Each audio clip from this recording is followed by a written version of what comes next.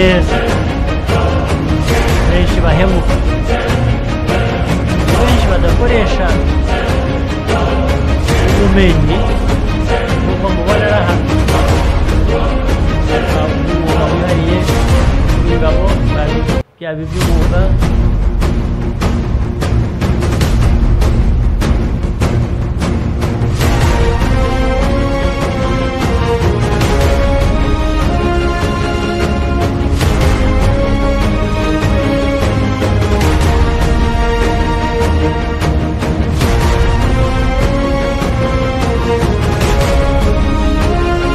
Mwaramutse neza mwese.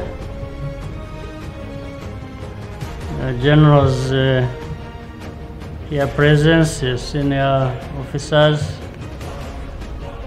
and officer cadets. Nishimiye kuza hano kuganira namwe kandi tukaganira mukiri mu mahugurwa n'inyigisho mwatangiye, bamwe mumaze igihe gito hano abandi igihe kirekire. Ubwo nagira ngo mbafatirane mutara vangaha mwigira mujya mu mirimo ibategereje ijyanye n'impamvu muri hano. Impamvu muri hano rero irumvikana, muri bamwe ubu bari mu nzira, bari hafi ndetse kugera aho iyo nzira iganisha ku mwuga w'igisirikare, umwuga wo kurinda igihugu cyacu cy'u Rwanda. Uwo mwuga rero ngira ngo birumvikana cyangwa bigomba kumvikana, ari umwuga usanzwe wo kuba mu ngabo, ingabo zishinzwe kurinda igihugu mu buryo bwo kukirinda umwanzi cyangwa guhashya umwanzi igihe yagiteye. Akenshi bikumvikana nk'aho ari aho bigarukira cyangwa ariho bihera kandi akaba ariho bigarukira, ari ukurwana n'umwanzi. Muri uko kurwana rero harimo ibintu byinshi, niko bisanzwe, ariko noneho igihe uko gihita niko bigenda byongera kuba byinshi.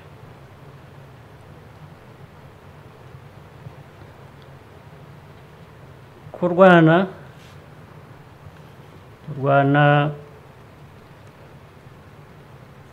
uharanira ubusugire bw'igihugu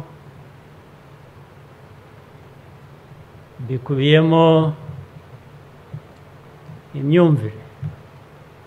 Igihugu cyawe uragishaka ute? Ushaka ko kimera gute?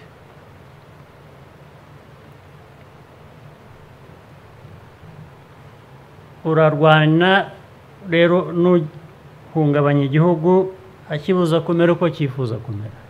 Iyo ni indi myumvire. Hari ukurwana ubwabyo birimo ubumenyi, bigomba kubamo ubumenyi.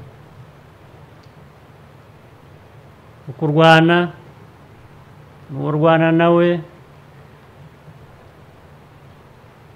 urebye nawe nicyo kimwe nawe, kuko yari ibihugu bifitanye ibibazo, ingabo z'ibyo bihugu ziba zaranyuze mu mahugurwa cyangwa zarigishijwe uko zigisha. Ukuvuga ngo uhanganye nawe afite ubumenyi, uhanganye nawe afite igituma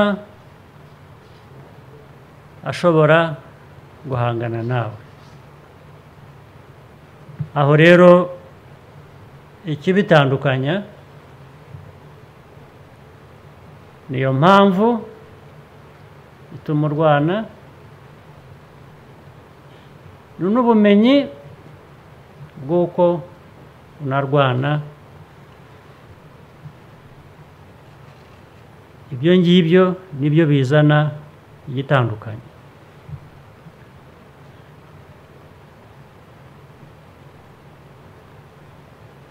Ku gihugu cyacu rero nk'uko bimaze imyaka n'amateka yacu, twubaka igihugu muri rusange mu majyambere kugira ngo abaturage bacyo bamere neza, gushingira kuri politiki ikwiriye kuba yumvikana,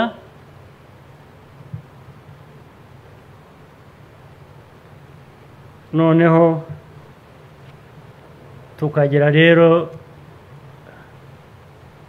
ku mpamvu zitandukanye n'abatifuza ko icyo gihugu cyagera aho gikwiriye kuba kigera, cyagera kuri iyo ntego.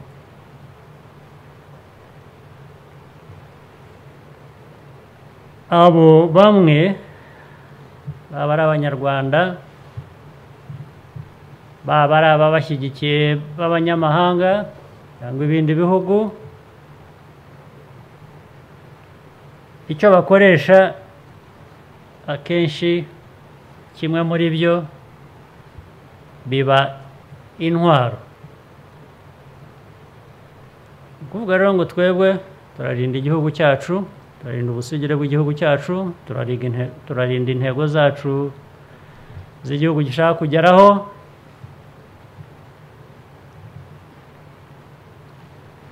nibigera ku gukoresha imbaraga cyangwa gukoresha intwaro, dukwiye kuba twiteguye, dufite ubumenyi bw'uko turwana, dufite ibikoresho bituma dushobora guhangana n'umwanzi, bityo ngira ngo mu byinshi munyuramo yo muri hano ni ibyo ngibyo.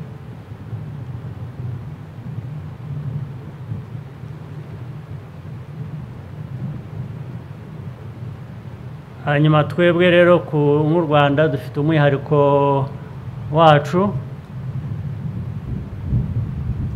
Umwihariko wacu ni uko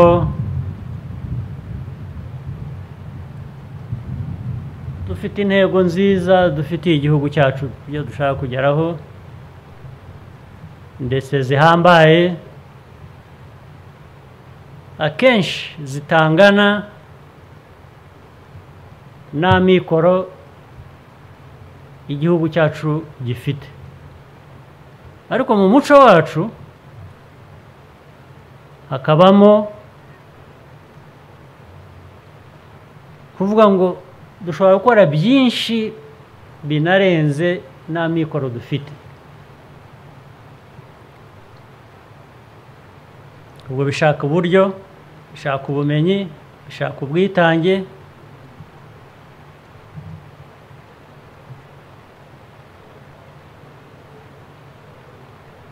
bishaka gukorera hamwe,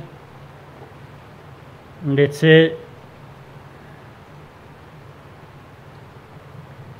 birimo n'imyifatire myiza y'umwuga cyangwa muri uwo mwuga, imyumvire n'imyifatire. Ubwo ni discipline. Discipline muri RDF ni kimwe mu by'ingenzi dushingiraho. Imyifatire itarimo ruswa, itarimo ubusinzi, itarimo ubugambanyi,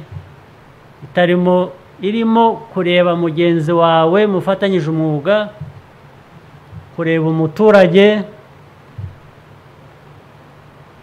mukumva ko buri umwe akorera undi. Ibyo ni ibijyanye n'imyumvire y'impamvu abantu baba bari mu ngabo.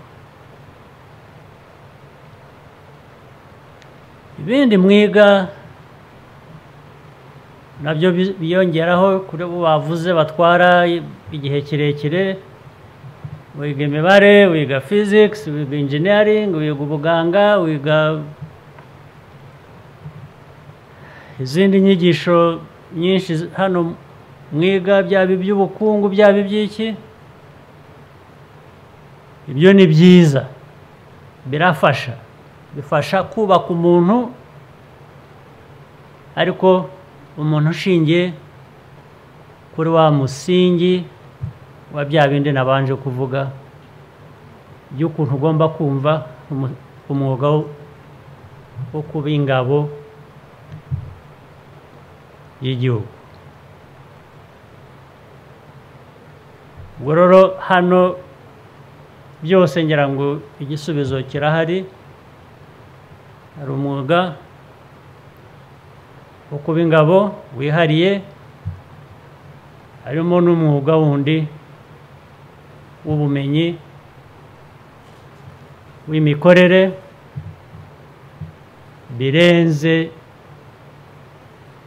kuba ingabo y'igihugu muri uriya mwuga nyine. Nicyo cyatumye rero nza kubasura hano ngo nganire namwe,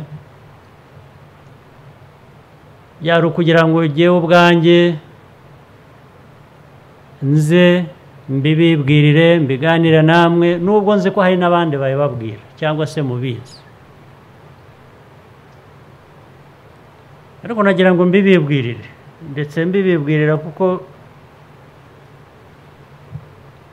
nabyo birazwi ko n'ababizi cyangwa n'ababyumva cyangwa bifitemo uruhare mbere yanyu hari ubwo batuzuza ibyo byangombwa kandi bari bakwiye kuba babizi. Hari benshi bayoba, hari benshi batifata neza, hari benshi bahemuka, hari benshi badakoresha ubumenyi nk'ubwo mubonera hano, bwaba ubw'umwuga wihariye wo kuba ingabo, byaba iby'umwuga wiyongereyeho w'ibyo wize hejuru y'ibyo, bagateshuka ku ntego ubundi ikwiriye kuba ariyo yubaka igihugu, kandi ari byo dushinzwe. Nibwo buremere rero nabihaye, byatumye nza hano kugira ngo mbiganire namwe, tubyumve neza, tubyumvikaneho, mbese buri wese amenye icyo ateze ku wundi, umenye icyo uteze ku bayobozi bakuyobora, umenye icyo uteze ubundi gikwiye kuba cyumvikana, ariko ubimenye kurusha ku gihugu, ndetse umenye n'ibyo uteze ku bayobozi b'igihugu ubwabo. Nicyo cyatumye nza hano ngo tubiganire. Ubu rero turi mu bihe, turi mu karere, turi mu isi, aho ibintu bisaba abantu mu gice cyabo icyo ari cyo cyose barimo, navuga bidusaba twebwe nk'u Rwanda, nk'Abanyarwanda, ariko ni ibya kera, ahubwo ubu nuko bigenda birushaho gusa, naho bisaba icyo nakwita kwimenya ukimenya ukamenya ibyawe ukabirinda ukabigwiza ukabikuza hanyuma ibikurikiraho ni ibindi ibikurikiraho ni ubufatanye ushobora gufatanya n'ibindi bihugu buri wese akabigiramo inyungu bakagera kuri byinshi ibyo ni byo byiza nibyo byifuzwa ariko hashobora gukurikiraho n'ibindi abantu batabona icyiza mu bufatanye bashobora noneho kwifuza gusenya ahubwo ibyawe wubaka cyangwa wubatse cyangwa kugusenya wowe ubwawe aho rero niho mvuga ngo kwimenya ndabivuga mu buryo bwo kubaka ubushobozi capacity must build our capacity to grow, to develop, capacity for prosperity. Equally important, capacity to defend those interests. We must defend our interests. We must defend our development. We must defend our people.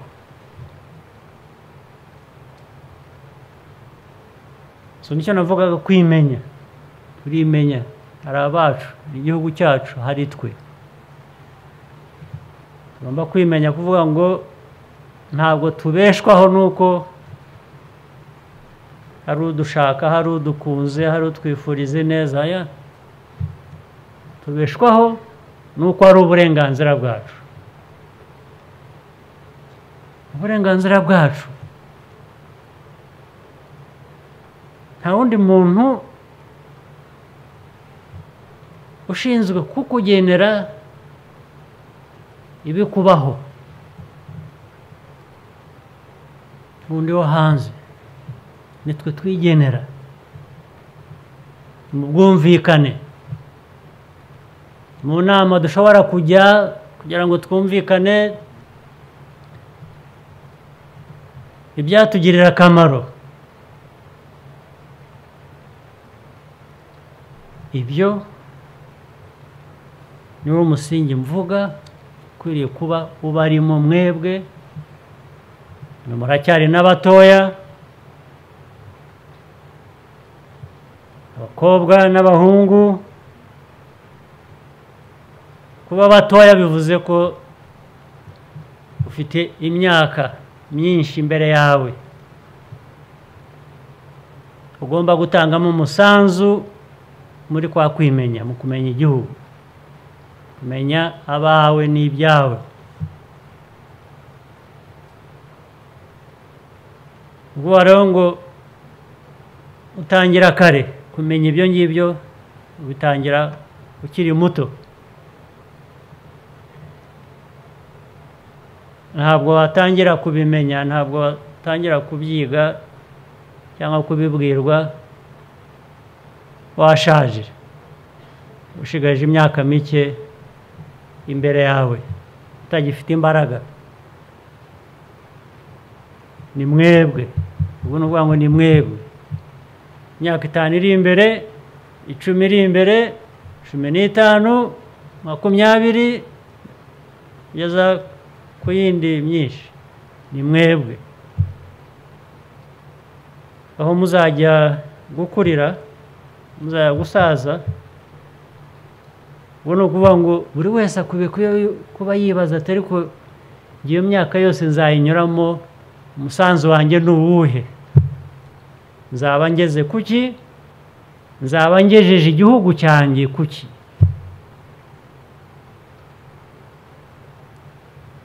uko witekereza, uko wiga, uko uhugurwa, uko umenya, uko ukora imirimo, uko uhabwa inshingano. Jya wibaza icyo kibazo. Ikibazo uvuge ngo ngeze kuki, yewe ku giti cyanjye. Ariko se noneho ibyo ngezeho ndagezaho nte ku gihugu nacyo ibyo nkigomba.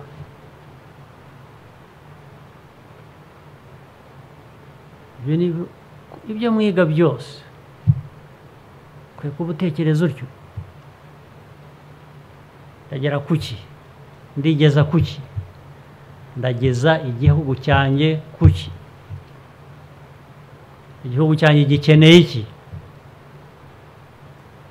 natanga umusanzu wanjye nte kugira ngo igihugu cyanjye kigere ku ntego yacyo, ariyo ntego yacu twese hamwe.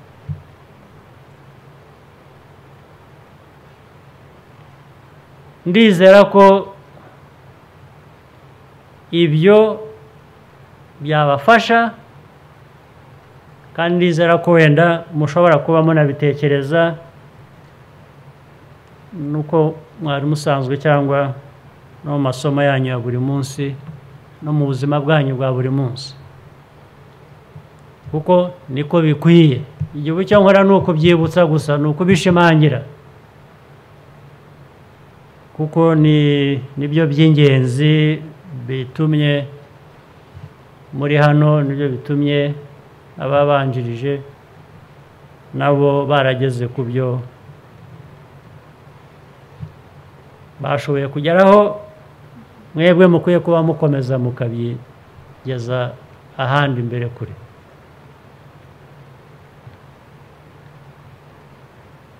Ikindi navuga ni mu mikorere y'abantu bashaka kwigira,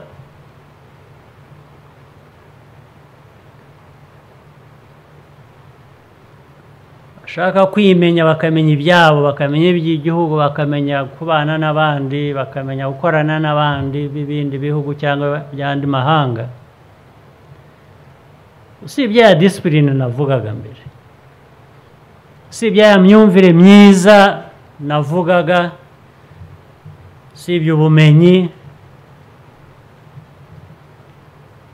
habaho n'umuco w'imikorere. Umuco w'imikorere kuvuga ngo ndakora ikintu nkinoze, ndakora ikintu nkigeze ku buziranenge bushoboka, nshobora. Nawe ukaba umuco. Icyo ari cyo cyose. Kugira ngo ibyo kandi mwebwe, usibye ko hari ubwo abantu bakora n'ibintu ariko ntibabifatanye n'impamvu, ntibumve neza impamvu, bakubwira kumesa umwambaro wawe, kugorora, ukuntu uhagarara, ukuntu wifata, ukuntu ugenda.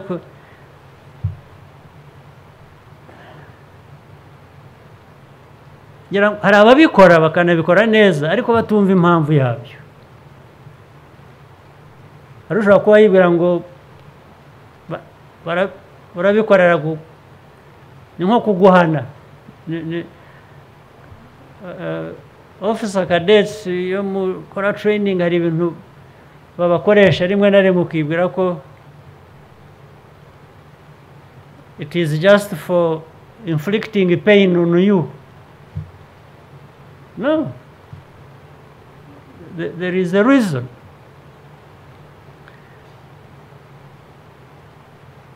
It is soliciting in you the understanding that your body can accommodate a lot. Don't take things for granted. Be aware, wake up, be alert, and that after all, life is not as smooth as we all want it. You meet those obstacles. It's creating those obstacles that you are likely to meet, so that when you meet them, you overcome them with ease, with more ease than it would have been if you hadn't been taken through this and practiced it.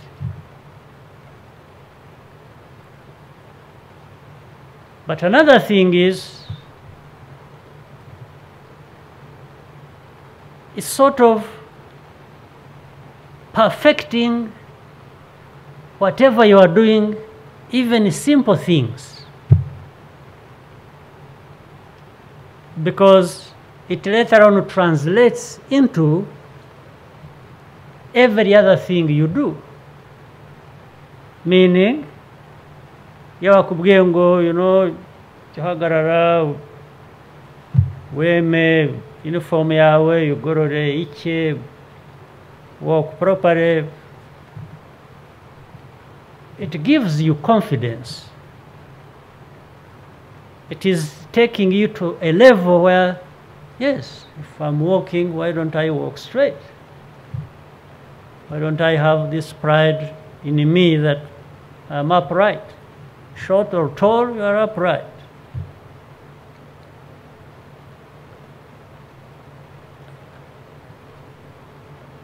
But if you want, it then goes back to something else. For you who are doctors, who are training to be doctors, who are training to be engineers, trying to be whatever, it's like telling you, when you are a doctor, you study medicine, study as much as you can, know as much as you can, practice as much as you can, but in that practice, do the best thing you can do. Be upright, like they tell you to walk upright. It means in handling of the patient, in dealing with the disease, in handling anything around that, do it to the best level you can. Don't do it halfway and say, okay, this is enough, and go. Or somebody comes to you, a patient, listen to the patient. Pay attention. Find the best remedy for that patient. Handle that patient the best way you can that eases on his problems. You are an engineer. Whether you're in construction or in you're a mechanical engineer or electrician or electric engineer or whatever, whatever you're dealing with, do it with precision, the way it should be done.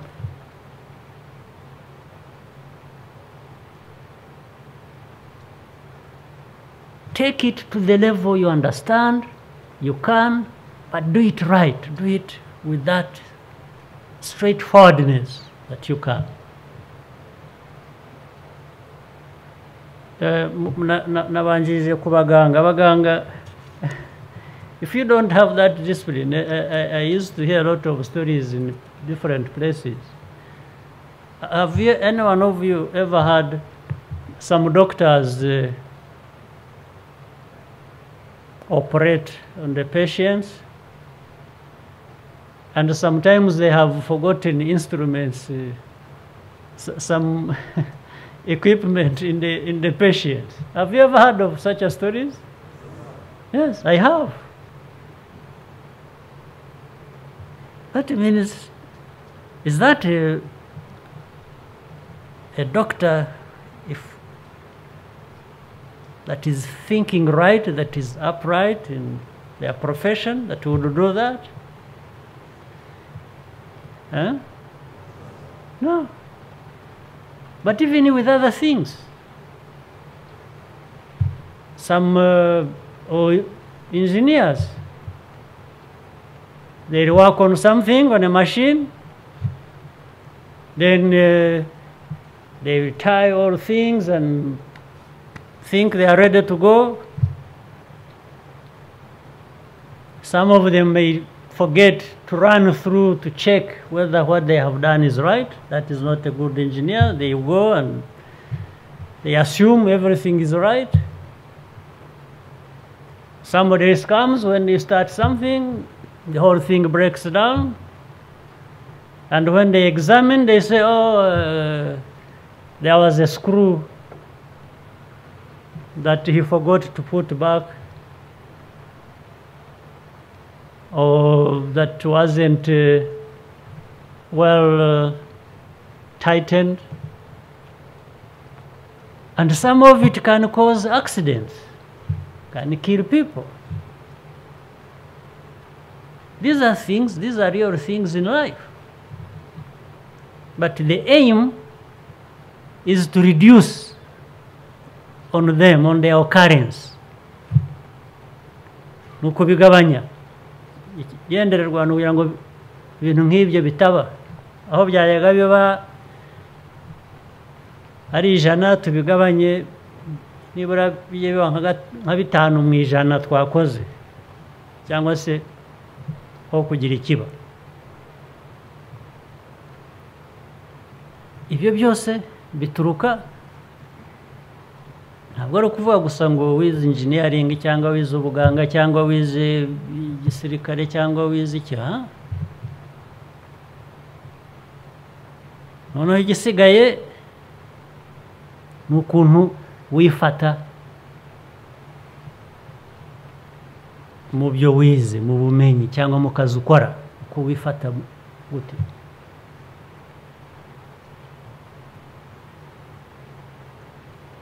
Abandi no ku rugamba noneho bitari ibyo byo mu myuga yindi navugaga gusa. Wowe uraho uyoboye ingabo, ariko wenda muri operations, ariko wowe umuyobozi wirebye gusa byawe bikureba,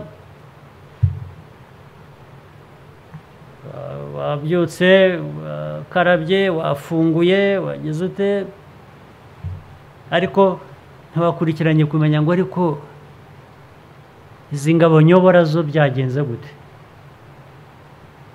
bariye bifasha bate.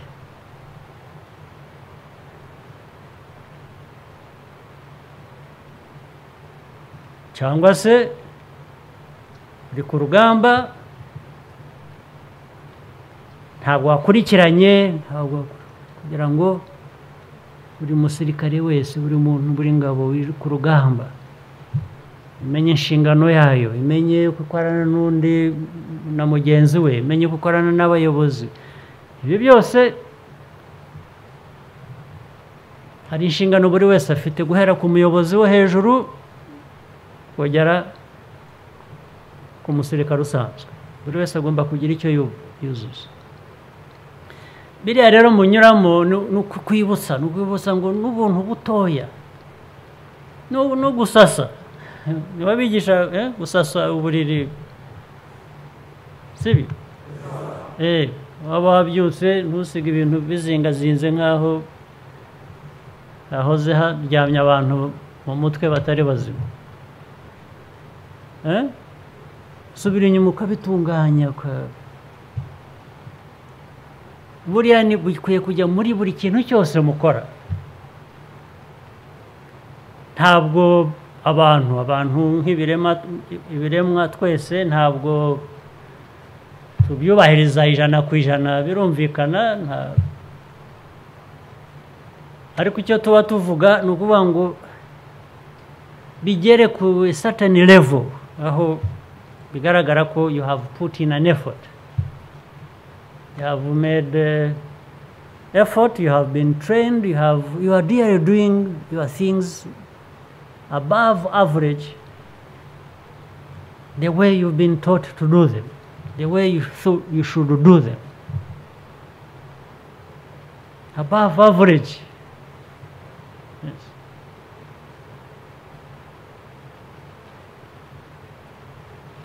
Above average kandi kaba hafi twese.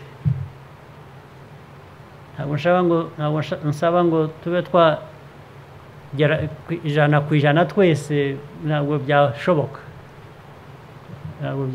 ariko bigomba kugaragarira mu byo wakoze.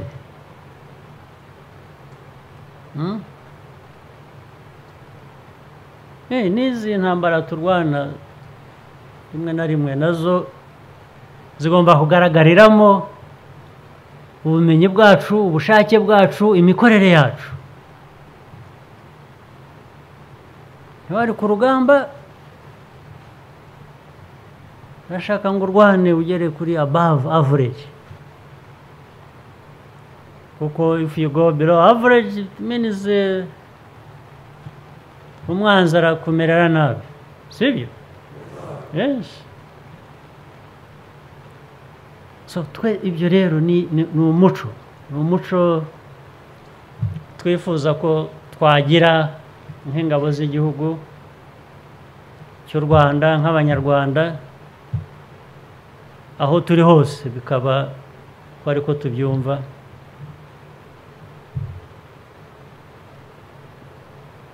Kandi bihera ahangaha.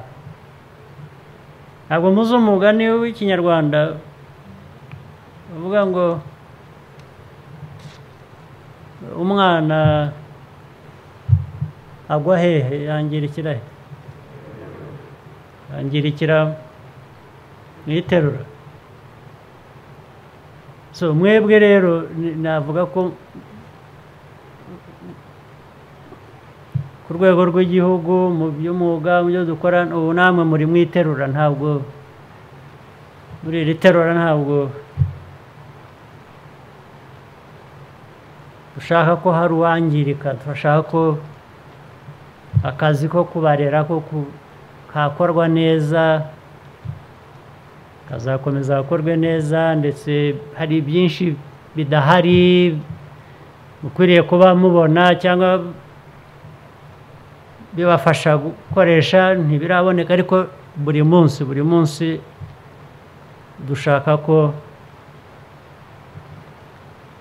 dushaka amikoro kugira ngo bibe byaboneka, ntabwo tuza bihagarika. Ariko namwe noneho mukomeze mugere wa muco uvuga ko dushobora kugera kuri byinshi bisumba cyangwa birenze n'amikoro dufite, sibyo?